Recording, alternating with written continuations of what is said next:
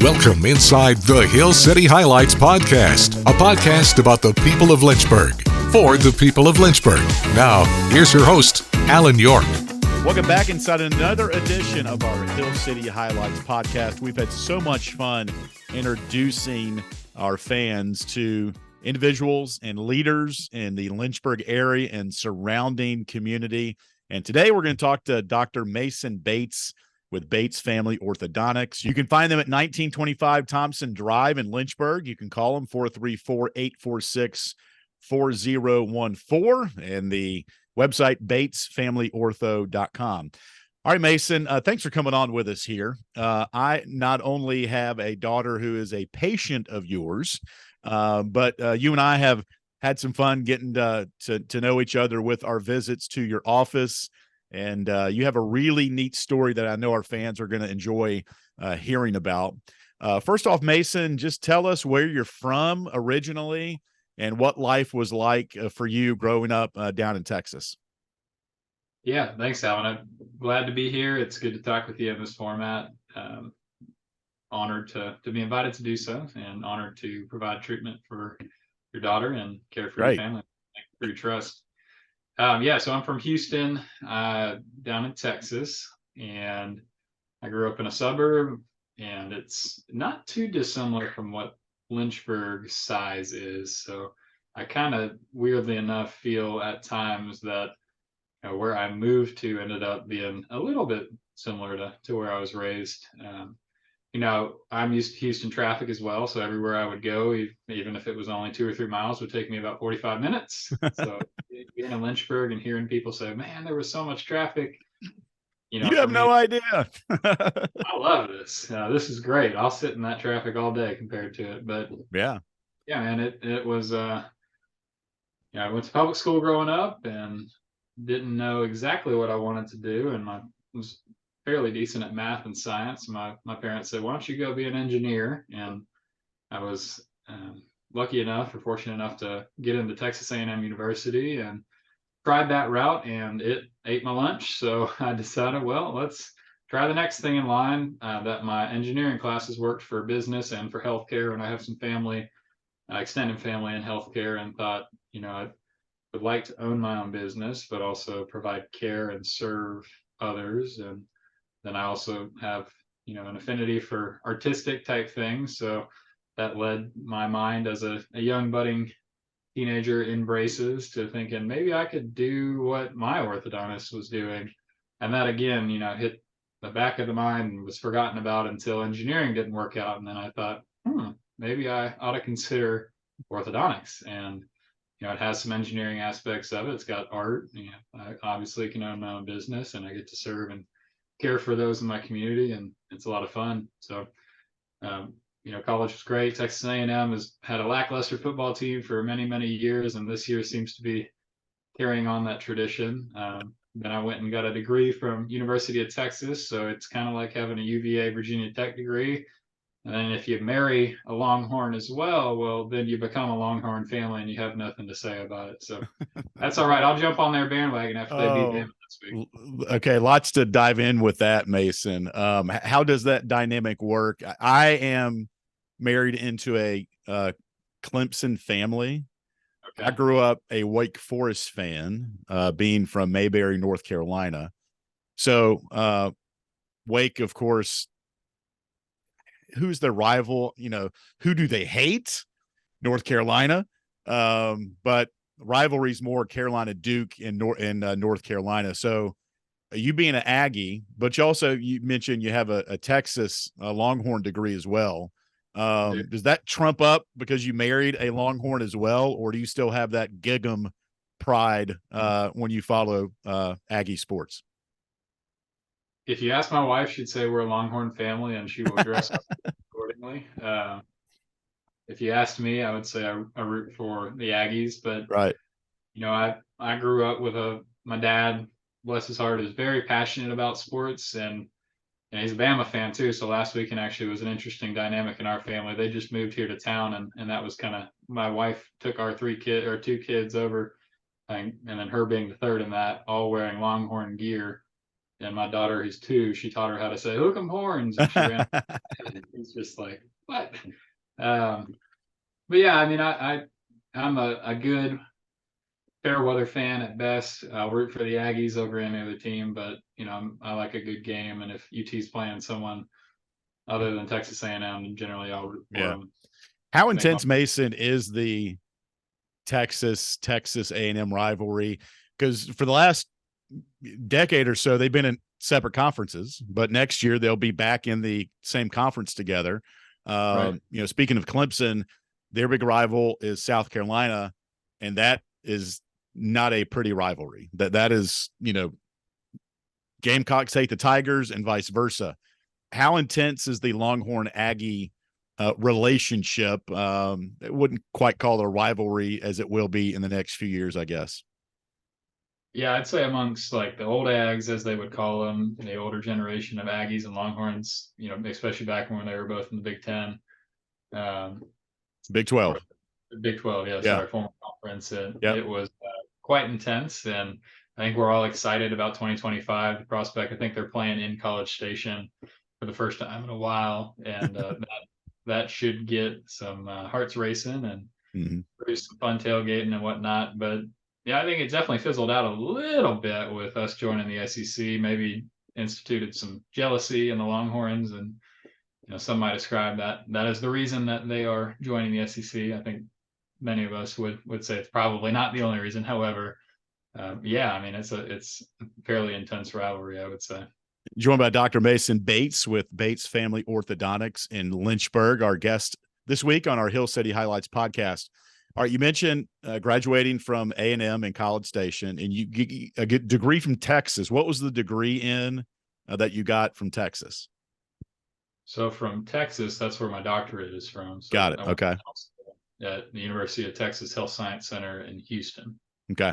And so once you graduated at A&M, you mentioned vaguely the thought of being an engineer and how that ties into what you're doing here today. When did the thought of being an orthodontic really start to crystallize for you, Mason?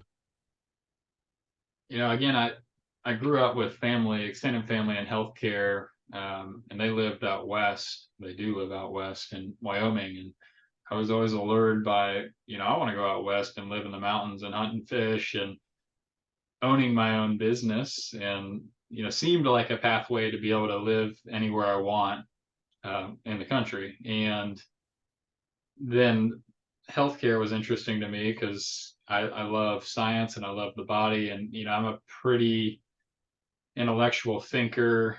If you've seen me in the practice, I'm sure there's many patients that would say, man, what he says is way over our heads. That's a point of growth for a young provider, of course, but I just love healthcare and the art behind that. And then I also love serving others, and owning my own business allows me to do all of that in the way in which I see best for my patients, the way that I want to provide or deliver that care, the values in which my business portrays to the public around. And as a kid, my orthodontist did a really good job of all those things. Very involved in our community, just the nicest guy. We went to church together. I knew his daughter, and she was kind of in our friend group. And because of that, when I was in braces, I thought, man, I could maybe do this. And that, again, like I didn't really think about that much until college, and I was thinking, what could I do? Well, not really into the engineering thing, and then business. All of my courses that I took worked for business as well. So I kind of started engineering and thought, well, if I take science courses next, well, those will work still for business and so forth. And so I kind of just worked my way down, and then I went back and spent some time shadowing in both a dental office and an orthodontic practice, and really just was reignited with passion for it, and thought, this is what I want to do. And I think that was back half, or maybe the first half of my sophomore year of undergrad. And wow.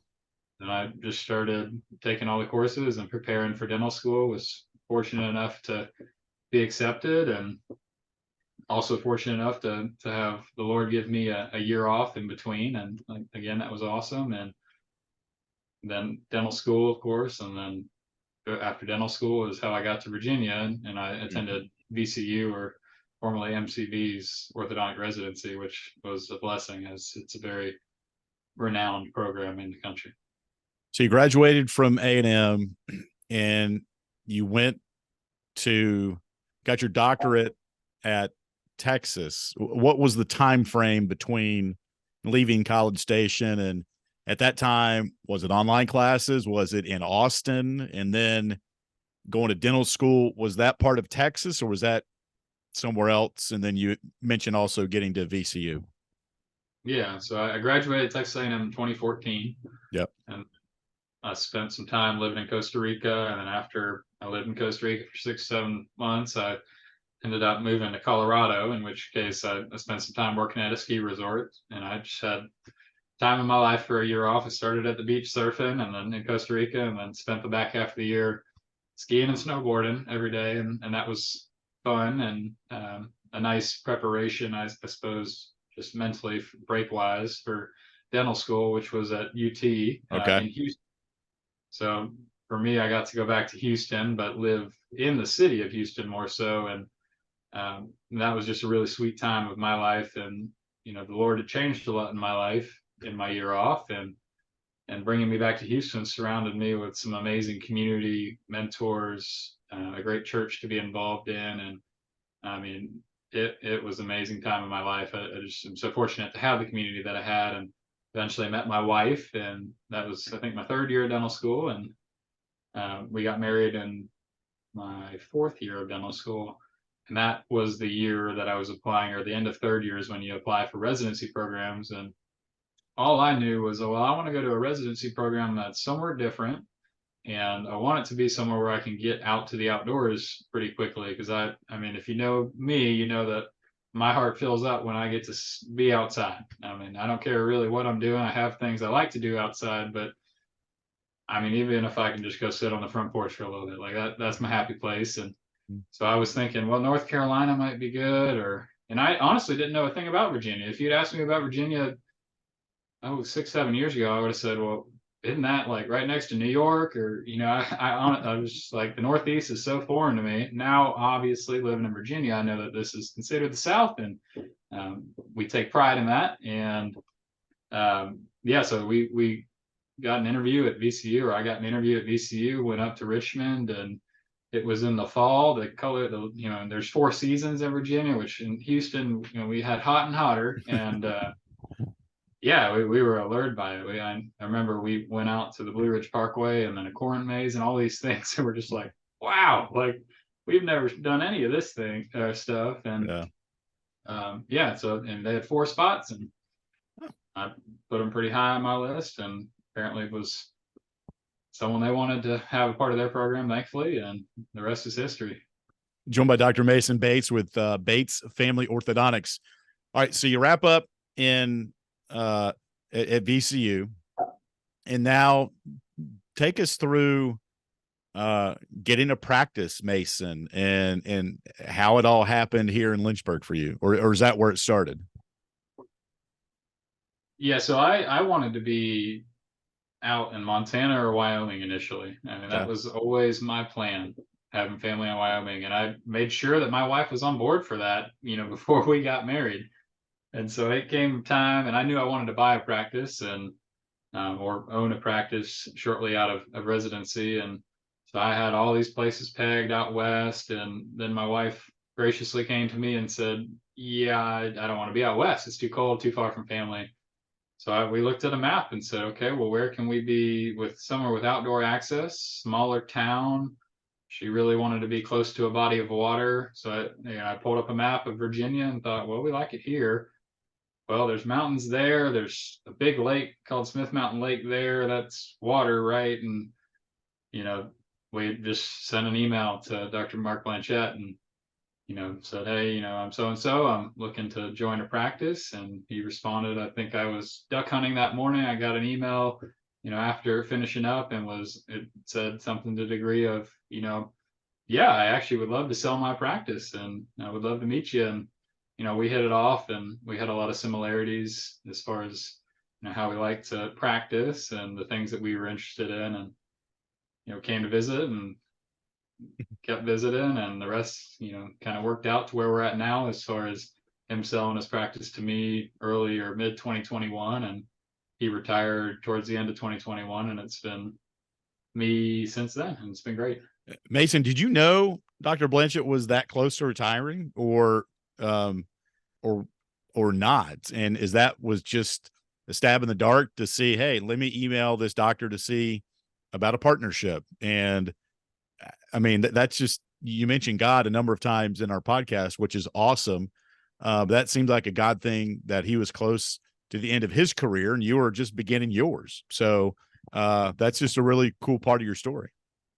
Yeah, total shot in the dark. I mean, just I think he was the only practice I actually sent an email to here in town, and it's probably, if we were to peg a reason for it, because I looked at his picture online and thought, well, he's probably in the back end of his career, and he knows that, obviously. And then I still was entertaining opportunities elsewhere. So I looked at some small towns in the hill country of Texas. I looked at Tennessee and the Carolinas. And funny enough, I visited an orthodontist in Fredericksburg, Texas, which is a small town in the hill country of Texas, and went to visit him to talk to him about buying his practice. And he said, without me prompting, if I could be anywhere in this country, if I could do it all again, I'd go to Lynchburg, Virginia. And I just think that's the greatest place on earth. So he's sitting there telling me about Lynchburg, and I had already talked to Mark at this point, so it was on our radar as probably what we were going to do. And at that point, I was kind of like, I guess this is a sign that we might need to strongly consider Lynchburg, Virginia. So does any of your family, Mason, are you the first one that is working, and I would consider it medicine, or oral care with orthodontics? Are you the first one in your family to do this, or do you have some family that has worked in it before? No, I'm the only one in my family that's doing any kind of dentistry or doctorate type work. Well, let's kind of dive into the current state of oral care and orthodontics, which is your wheelhouse. And when I had braces, it was one style, get the brackets, get the wire. And I did have to wear a retainer and rubber bands, but a headgear I did not have to. And it was just different, some things you give and take with your care to move your teeth and straighten them out. A lot of options here today for our fans that have children that are within the age of doing this, and even adults, get care with orthodontics as well. So the landscape of your business, where is it today? And just give the options to the people tuning in of what they might be able to do. Yeah. So ortho and dentistry in general, but orthodontics also has really significantly improved and become more efficient over the past couple of decades. And as technology has improved, 3D scanning, AI, all of these things have accelerated that progression of our profession.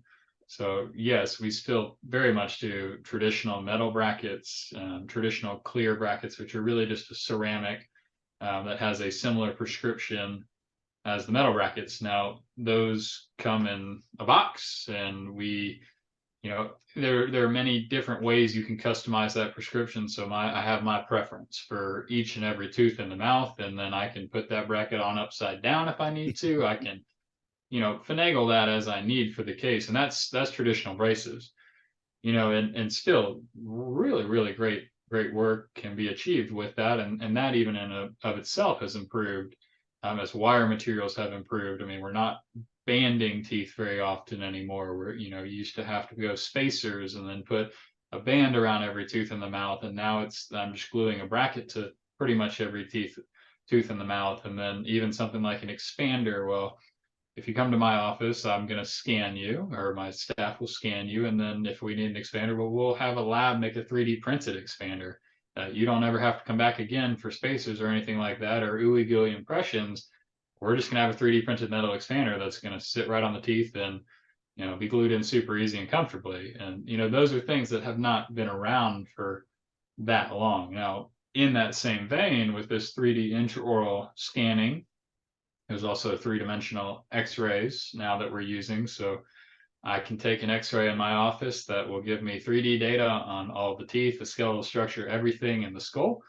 And it's less radiation than a traditional panoramic encephalometric x-ray that we've taken for years in orthodontics. So we're able to do more with less in a more comfortable manner many of times these days. Now, aligners, clear aligners like Maylee's wearing, Invisalign, Spark, there's a fair number of brands of them. Invisalign and Spark are the two kind of biggest share of the market, is a plastic material. And you know what? A tooth at the end of the day has no idea what's pushing up on it. That tooth feels a force.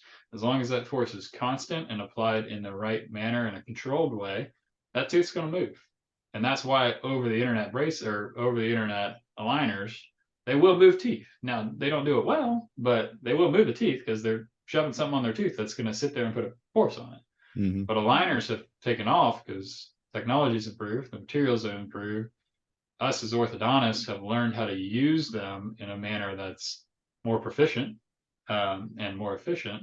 So, if you come into my practice, you've got traditional braces, metal and clear. You've got clear aligners, which I'm using for more than half of treatment these days. And you've also got now custom braces. And custom braces, there's a variety of flavors of those, and they have their pros and cons as well. But now we can even 3D print the brackets that go on the teeth, which means that bracket is not a stock bracket coming out of a box. It's a bracket that's made to fit your tooth, no matter how it's shaped, with the end of where I want that tooth in mind. So a customized prescription for every single tooth in the mouth. And there is significant advantages as far as treatment efficiency with that. Now, that doesn't work for every case, and I do use traditional braces for many cases, but there is tons of opportunities to do treatment in a way that's going to work best for that patient, not just because this is what we do for everybody and that's all I know. I oftentimes will even say, hey, you know what? I would want to treat your upper arch in braces to start out, and your lower arch in Invisalign, and then we'll go into Invisalign in the top, or you name it. Like, we will combine and mix and match appliances as needed to achieve the best result in the most comfortable and efficient manner possible. And that's just something that was not possible, a decade or two ago. It's amazing, quite honestly. It's fun too. Joined by Dr. Mason Bates with the Bates Family Orthodontics. You can find more info at batesfamilyortho.com. You answered one question I had, Mason, of your practice, the percentage of Invisalign or liners, as you call it, versus traditional braces. And you said more than 50% are using the liners. When it comes to, everybody wants the fastest, I want to do this, but I want it to be done as quickly as possible. Patience is a virtue. Is one versus the other traditionally quicker? Regular braces versus liners, or is it just depends on the patient and what their particular situation is? Yeah, it's a great question, Alan. I think that it's a little bit case dependent, and then I think it's also provider dependent. So, some providers they feel that they can achieve a certain result no matter the case type with, X tool, right? So for me, when I look at a case, I'm going to look at it and say, okay, these are my goals. And to achieve those goals, I can do that with either option here, maybe on this case. And if I do this option, then it may be a little quicker for me. So I'm curating our client's choice to my specific treatment goals. And now, many times, yes, I can do that faster with aligners. Now, the reason that is because aligners, so Invisalign's been around for a little over 20 years now, but from day one, Invisalign's been a customized product, right? So we've still, as orthodontists, use stock brackets that we have some level of customization to. But if you remember from your treatment, or many of your viewers might realize, at the end of their orthodontic treatment, what is the orthodontist doing? We're bending wires and all these little details, and that takes, maybe 1 to 3 visits, depending on the case. What we're doing in those stages is we're customizing that wire and that appliance system to that patient. So if we can do all that through the appliance itself, well, then we save that time. So yes, in those kind of cases that are more of a traditional routine case where we're, not doing any kind of surgery type stuff, or there's no impacted canines. For me, I'm not a huge fan of doing extraction cases with Invisalign or with clear aligners. Now I will, especially if it's a lower incisor type case, which is a very specific case that we don't do very often. I like that in aligners better, but there are certain things in my hands that I feel I can be more efficient with. But largely, in most cases, I feel that I can keep treatment time a little bit more manageable because of using a clear aligner that's a more customized product now, or customized appliance. And that depends on, what is the Achilles heel of clear aligners? Well, you got to wear it for it to work, right? So, if you ask me what, a lot of parents will come in and they'll say, well, I just don't know that my 13-year-old is going to wear those. And, my response is usually actually, what, yeah, that's fine. If you feel that braces is, better for them from a compliance standpoint, let's do it. However, the demographic that struggles with aligner compliance is definitely not my adolescents. It is my more busy adult patients many of the times. Now, I have amazing patients and they are all wonderful. They have amazing compliance. But, that is the caveat of aligners. Are you going to wear them? Because that tooth has to feel that force no matter how it's getting there. Mason, we got about less than 9 minutes on our recording here. Thank you for taking time out of your schedule to join us here. Dr. Mason Bates with Bates Family Orthodontics, our guest on our Hill City Highlights podcast. What's the average age of younger children that typically come into your office, and when do you recommend just getting a consultation visit for families? And then the adults typically that might want to come in and correct maybe some changes in their teeth over the last couple of decades. What's the age kind of average with those, if you will?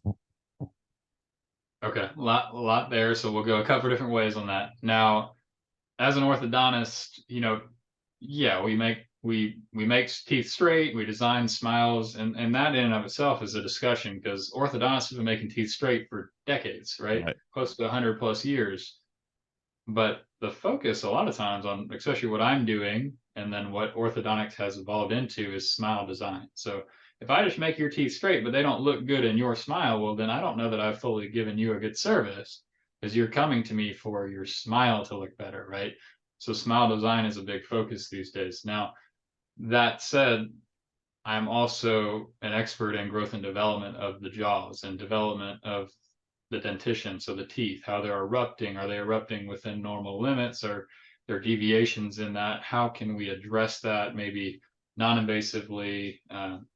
So all of that is best played out while things are developing. So the American Association of Orthodontics would recommend that your first examination with an orthodontist is sometime between the ages of 7 and 8. Now, a lot of times I'll see a 7-year-old and it's a little early. So I kind of tell people, 8 is a good time to be thinking about getting in to see your orthodontist, just to make sure, from an x-ray standpoint or a clinical presentation standpoint, that everything's developing within, what we want to see. And most of the time, I get to say, hey, it's so great to meet you. I'm so glad you're in my office. You don't need my help right now. I'll see you in 12 to 18 months.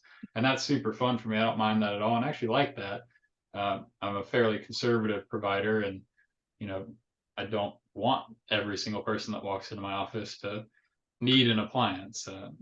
But so that's the younger demographic. So that's when we would say, hey, it is a good idea to get them in, and that is an effort to, when I see them at maybe traditionally ready for orthodontic treatment at 12 or 13, well, maybe they have an impacted canine, or they've got a bunch of crowding that we could have prevented from being as complex as it is, and maybe requiring now a surgery or extraction of permanent teeth, if I had been able to see them earlier, and maybe even just recommend, like, let's get that baby tooth out of the way so that permanent tooth can move into its proper position. A lot of times it's prevention of further complexity that would require more invasive care with those early cases.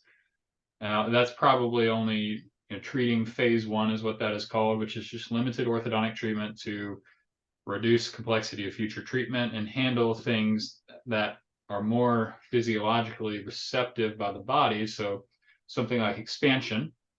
So expansion of the upper jaw is a common thing that we would recommend as orthodontists. Well, if we want that to be stable, then it's skeletal expansion and widening of the actual jaws itself, which is possible in those younger children, 7, 8, 9, 10. Once we get into our adolescence, that becomes less possible to get that skeletally. Now, we can still widen the teeth, but the teeth we know want to move, and that's why retainers are a thing. So that's why we might recommend that treatment at that specific younger age. Now, as far as adult patients, I mean, I've got patients all the way up until 80s, and it's the same thing. We're moving teeth, we're making people smile, look the way they want, and it's just as fun treating maybe someone in that demographic as it is an adolescent. And you'd be amazed too with this newer treatment techniques, especially clear aligners. I mean, I frequently will have a mom or dad in with their daughter or son, and they'll say, yeah, this one tooth in the bottom, it's moved and my teeth are moving, and I'll fix them up in 6 to 10 weeks. I mean, and they're just mind blown by the fact, you mean you don't have to put me in braces for 2 years? And I'm like, no, I'll spend 10 weeks with you, and it's going to be significantly cheaper than you're expecting too, because I'm not spending as much time with you. So joined by Dr. Yeah, joined by Dr. Mason Bates with Bates Family Orthodontics. You hear the phrase, and we got about 4 minutes left here, Mason, doctors that have good bedside manner. Is that even something that is discussed in medical school? And you either have it or you don't. Is there myths to that? Because patients always talk about, well, this doctor is so caring, puts me at ease. Is that something doctors talk about? And how do you develop that, you think? I don't know that there's a specific course that we would take in our educational curriculum. And for that matter, practice ownership, whether it's private practice medicine or orthodontics, dentistry, you name it.